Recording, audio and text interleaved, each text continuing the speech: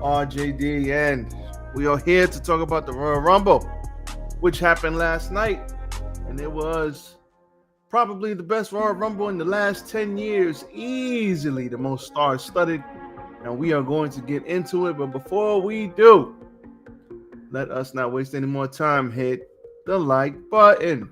Like, comment, share, and subscribe to the channel. What the wrestling flowing across the bottom of your screen. Shout out to everybody rocking out with your boy. And we are here to talk some wrestling. So let's not waste any time. Let's get into it. First things first, thumbs up show. Thumbs up show. We're not going to sit up here and act like the show wasn't a thumbs up. It was a thumbs up show. It was a good show. It was half predictable, half swerve. You know, they gave the crowd what they wanted, but then they went the safe route as well. So, all in all, thumbs up show. First things first, lively crowd. The one thing I will say is, I love the fact that they let the matches breathe. One person has a match, then you have like 1,800 video packages, you have 20 interviews, you might have a backstage segment, and then, and only then, 10 to 15 minutes later, let everybody go take a piss, let everybody go get a beer, and then they let the people come back, and you have another video package, the entrances, and then the match. They let the matches breathe, which is one thing AEW could really take some notes on, because it's a glaring difference between the AEW pay-per-view, which might have in-ring action up the wazoo on 1,000, but every match is like bam, bam, bam, bam, bam. There's 50 matches. Or the contrast to that is WWE having 4 or 5 matches, but every match gets 15, 20, 25, 30 minutes to actually tell a story, take the crowds through ups and downs. That's one of the things that's killing AEW right now, is that those pay-per-views are amazing, but goddamn, none of the matches have a chance to breathe, because you're putting 50 matches on one card. So I love the Triple H formula, 5 to 6 matches, unless it's SummerSlam, unless it's WrestleMania, and even WrestleMania might only have 8 matches. That's a regular PLE for AEW, so good stuff there. That is what I really appreciated. The tickers at the bottom of the Royal Rumbles, that was a good touch. Letting everybody know what number it is, who's next, who got eliminated by who. That was amazing. Never seen that before. That was something they added. That was also great. Because sometimes you're watching this and you could be on like number 19 and you just forget how many people are left. If the commentators don't tell you, you might not know. So that, to me, extremely, whoever thought of that, they should definitely get some more money. Good stuff. Power level over 9,000. Show overall great. Crowd overall great. 70,000 strong in Indianapolis. And when the hell did they start cursing in PLEs? I didn't even know WWE let them commentators curse. Well, I guess, what are you going to do? Fire Pat McAfee for saying shit? What are you going to do? Hit him with a fine? Like what are you going to do? So the fact, we got some good stuff. Product is hot right now, and I'm all for it. So let's get into it. The Women's Royal Rumble.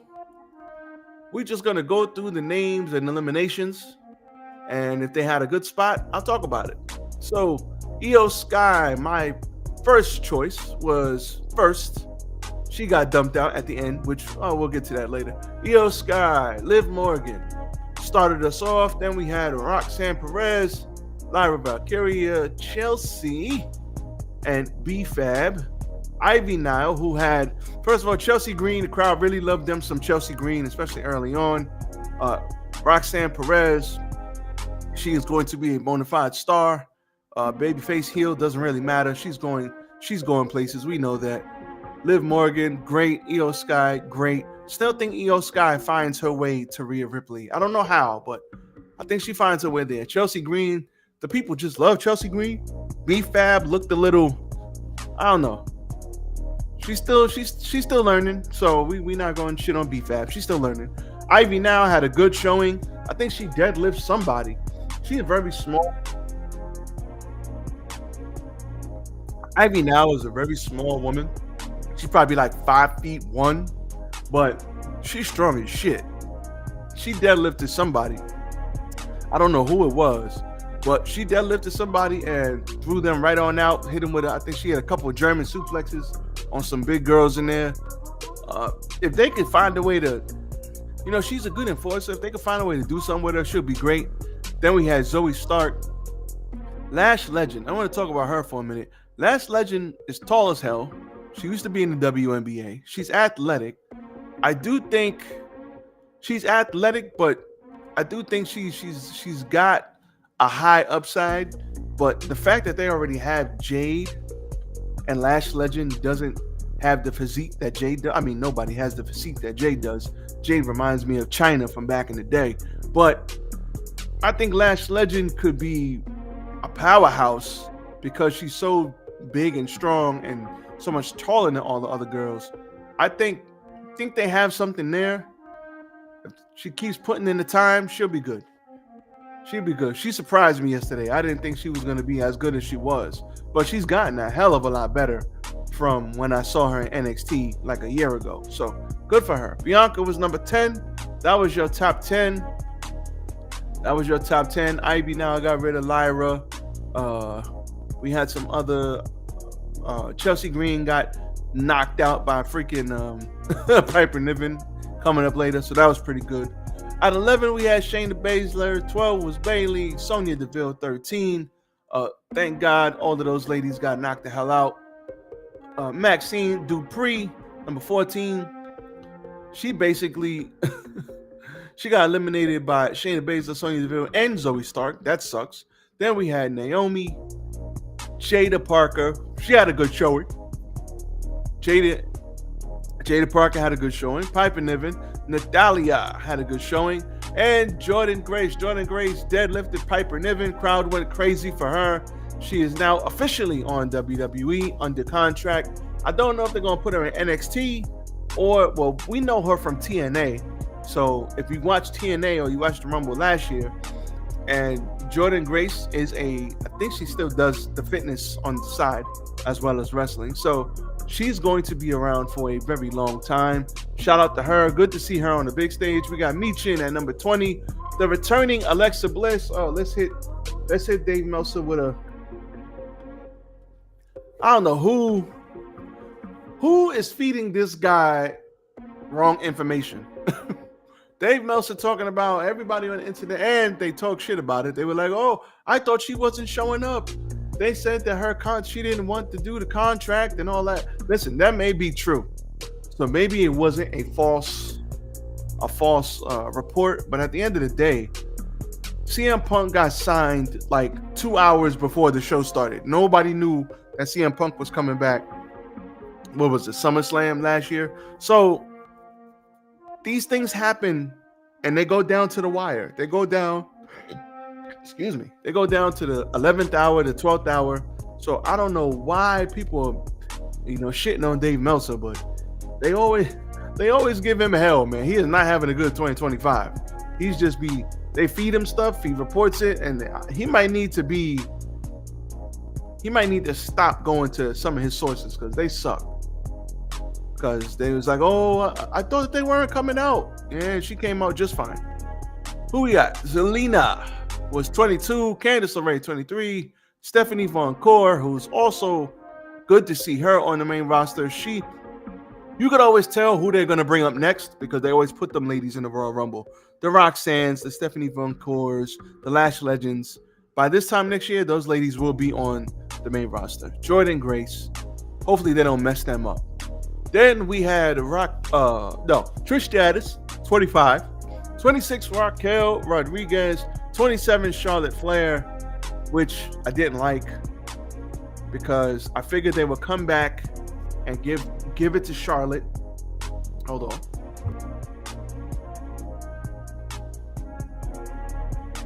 I figured they would come back, give it to Charlotte because that's the safe bet. She's the queen. She comes back. She beats all the other girls. She's going to pick Tiffany Stratton. Why not? We got blonde on blonde violence. And all will be right with the world. And then maybe in 6 months to a year, Tiffany Stratton could build her way back up to get the title back. I mean, that's the story that is right there to tell if they wanted to. But I thought that they would give it to somebody else. Give it to EO. Let EO pick Rhea Ripley. Maybe Charlotte gets the chamber. There was no Becky Lynch on this show. Where the hell is Becky Lynch? Everybody wanted AJ Lee, but we didn't get AJ Lee. But that's for us wrestling fans thinking AJ Lee was coming back. She always said, I don't want to come back. No, never say never, but I don't want to come back. And you can't be mad at her for that. But we could all hope, right? We could all hope. Julia was 28, Nia Jax was 29, and Nikki Bella was 30. Big L. Nikki Bella, listen, I ain't mad at Nikki. Come back, entertain the fans.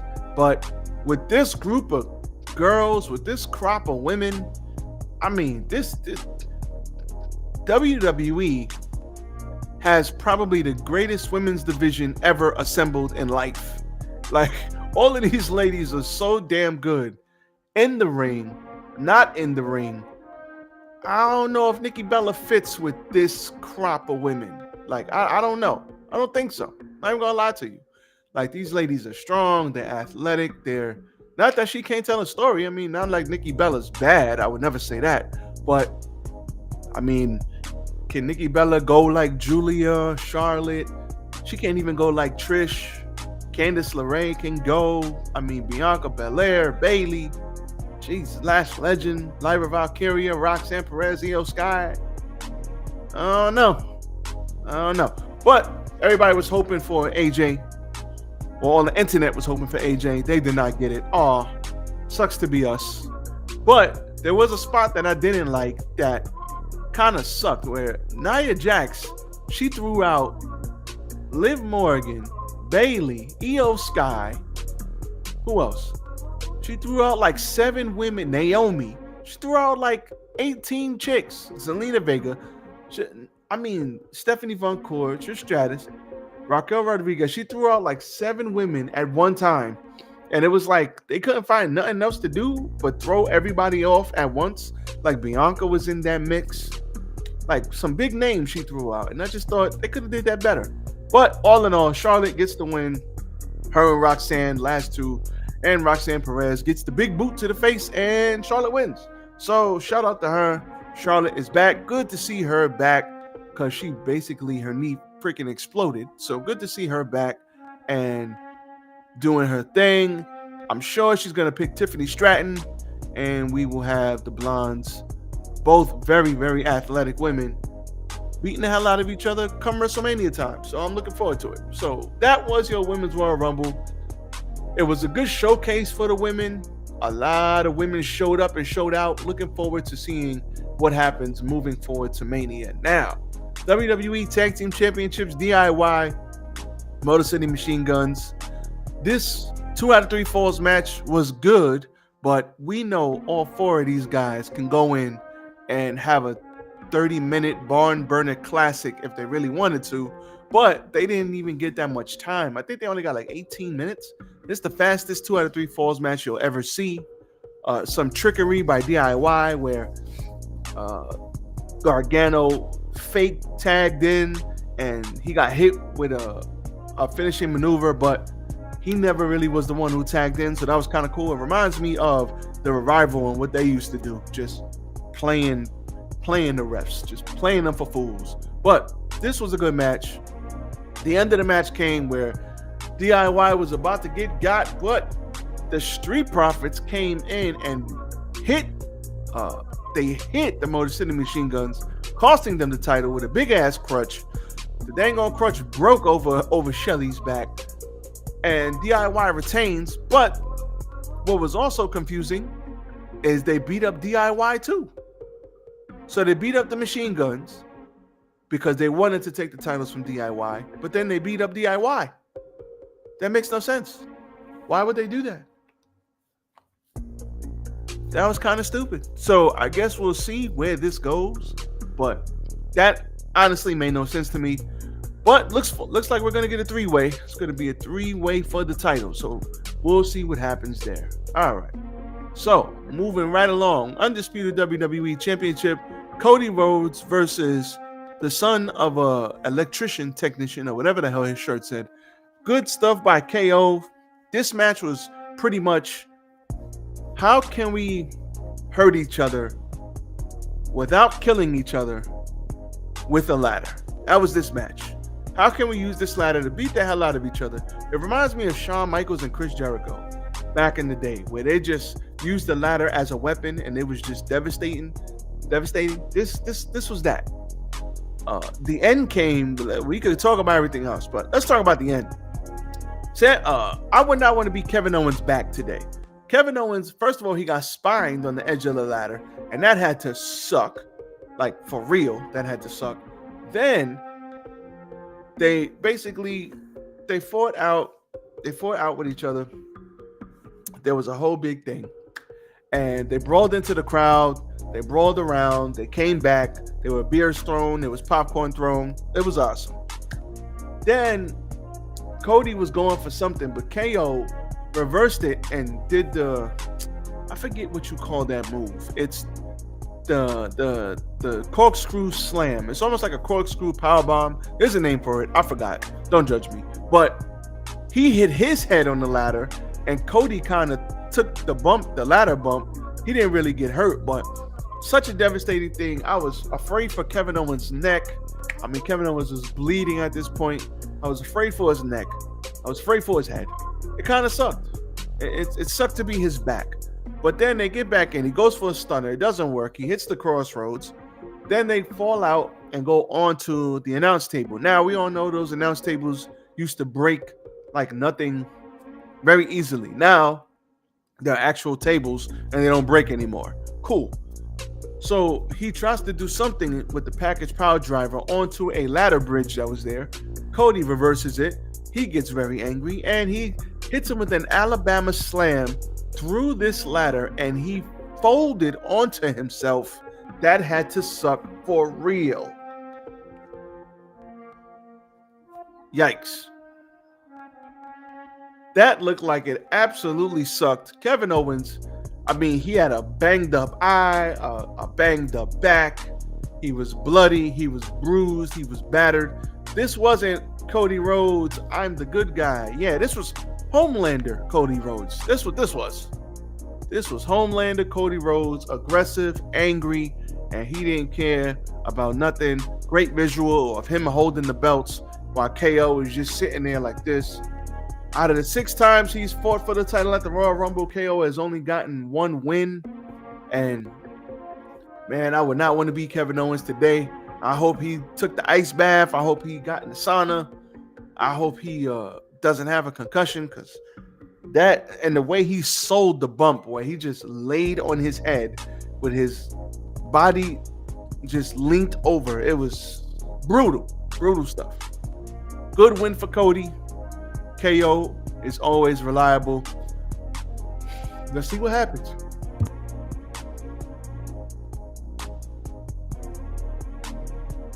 Then we had your men's Royal Rumble, where we had Rey and Penta opening up, and we almost had a near devastating career moment for Penta 10 minutes into the match.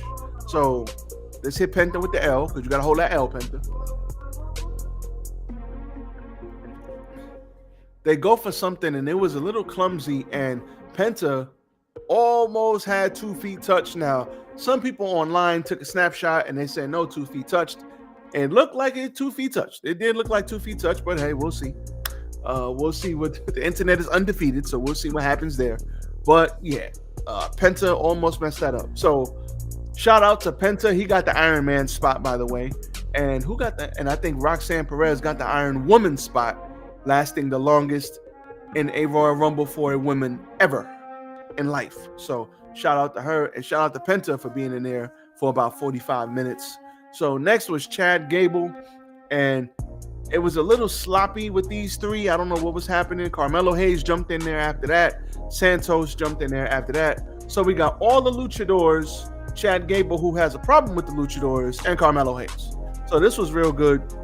This was real good as it happened. Otis came in, then Braun Breaker came in and just started, barking all up on everybody.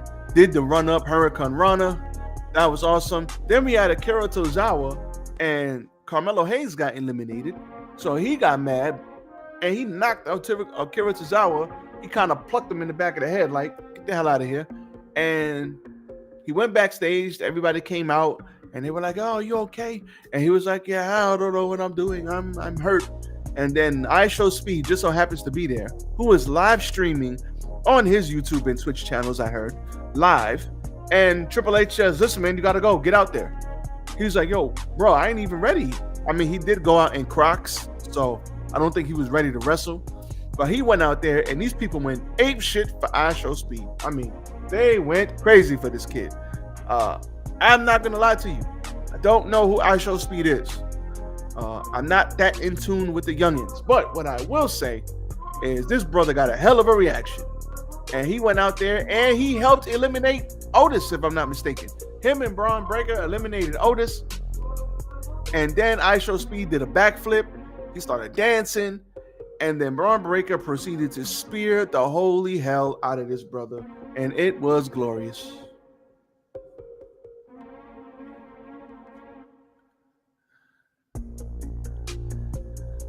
It was absolutely fantastic to see. Not only did he get his head knocked off, but then Braun Breaker threw him out. He got caught by Otis, and then Otis back threw him. Tongue twisting my words here. He hit him with like a back body drop, and he landed on the table, which did not break. And IShowSpeed, I saw on Twitter, he got carted. Jesus Christ. The kid got carted off. I can't even say kid because he's a grown-ass man, but the kid got carted off, like just selling the effects of getting speared out of his boots. I mean, listen, if we had to give up a spot for that, it was well worth it. Next, we had Sheamus, Jimmy Uso, Andrade, and then at 12, we had Jacob Fatu, who came in and was basically Rey Mysterio gone, Penta gone, Chad Gable gone, right off the bat. Andrade, El Idolo gone. So he came out, he was roughhousing everybody. Him and Braun Breaker kind of cleaned house. They stared down everybody. Ludwig Kaiser came in. He came, he saw, he went. Penta got him up out of there, and that was that. Then we had The Miz. Then we had We Believe in Joe Henry, TNA World Champion. Came in, did a couple spots. Good to see Joe Henry on there. He just got the title from Nick Nemeth. It was a good match, and I was like, damn, if he don't win the title now, he ain't never going to win it. Brother got himself over with the damn YouTube song or whatever the hell that is. So shout out to him. I did not know about Joe Henry until about 2 months ago. Shout out to him. I am a fan. Awesome dude. Then we got Roman Reigns, your tribal chief. Everybody throw your ones up. He came in at number 16. And this is when, I guess for lack of a better word, this is when shit started getting real. And you realize all the star power in this match. After Roman is Drew McIntyre. Then we had Finn Balor. But hold on. Whoever made Finn Balor's music, you getting all the buttons. All of them. First of all, the FBI should go in there and totally dismantle that music. Give that brother back the old school Finn Balor music.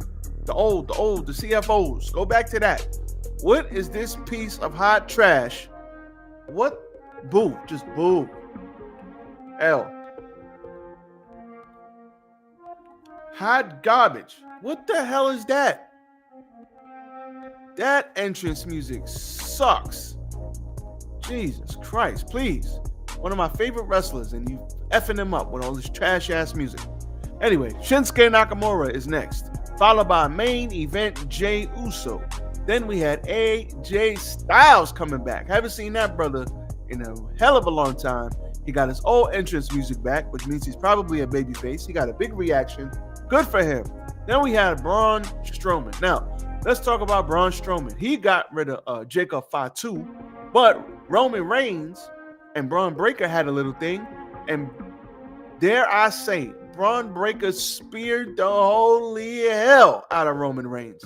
Not only did he do that, Roman reversed it and got rid of him. But what Roman did is he sold that spear even after he threw him out. He sold that spear about how devastating it is. That is how you give the new guys some burn, even though it's not their time yet. You still got to give them something. And he gave him some. Braun Breaker had a hell of a performance in this Royal Rumble. Good for him. Then we had Braun Strowman. He threw out Jacob Fatu. So that will continue. You know, Braun Strowman got to get his get back. You know that. Then we had Mr. John Cena. The last time is now. Last Royal Rumble appearance. And then John Cena comes in. CM Punk comes in. And then Seth Rollins comes in. Yikes. And I mean, nobody did anything here. Like, these three came in 2-minute intervals. The crowd was going apeshit, and people they all stood there and did nothing. At this time, Penta was in the corner just chilling, like catching his breath. But these three brothers went crazy. Crowd goes crazy, and Seth Rollins comes in, immediately goes for CM Punk. Then we had Drew McIntyre immediately going for Cena. So that all happened nicely. Dominic Mysterio came out next to a chorus of boos. Sami Zayn came out, and he also showed up, I forgot to mention, in Cody's match. But he did not help KO, and he did not help Cody. So that'll be leading to something real soon. And then we had Damian Priest, who threw out Drew McIntyre, who was rumored to be angry about something in the back. I don't know why, but he was angry. He was cursing. And apparently somebody took liberties upon themselves to do certain things, and then Drew got thrown out prematurely, or he got thrown out because he just kind of got thrown out. Like, nothing happened. It was weird. And somebody had to get their moves in or some crap. And it's a Royal Rumble. Everybody wants to get their shine. So I guess that report will come out later on. Then we had L.A. Knight. Yeah, he was at 29. And then we had Logan Paul at 30. And it ended kind of great because Seth Rollins tried to throw out Roman Reigns, and Roman Reigns was like, hell no, I'm not going. And they got stuck on the ropes. Then CM Punk throws both of them out. CM Punk, good stuff there. And then Logan Paul throws out CM Punk.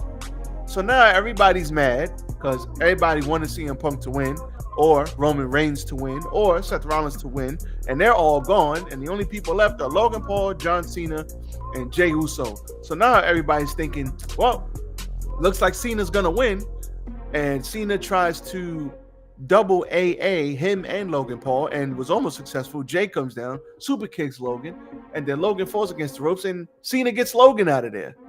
And then it's only Jey Uso, and it's John Cena. I'm not gonna lie to you. I was pulling for Jey Uso. I ain't gonna lie, okay? Listen, sometimes you gotta let some people win, man. You gotta let some people get their shine. And at the end of the day, I didn't think he would win. I thought it would go to either Roman, because I know they can't help themselves either, but I thought it would be either Roman, Rollins, or Punk. Mostly Punk. I did have Cena in my top 5 because there were so many people that could have won this Royal Rumble. Like, it's not like every year there's 1 or 2 people gonna win. No, this year, legit 5 or 6 people could have won this thing. They could have given it to Roman, Cena, Punk, Rollins, McIntyre. They could have given it to any one of these guys, and they ended up giving it to Jey. Jey and Cena end up sitting on the apron. They're trying to hit each other. Cena's doing all the extra stuff. Hit him with the "you can't see me" before that. Jey finds his way back in and simply just pushes him off. And he comes down. He has the look like, my feet are on the floor. Like, John Cena is just great at wrestling. So he sold it great, and it was absolutely, positively fantastic to see everybody yeeting like a mug at the end of this show.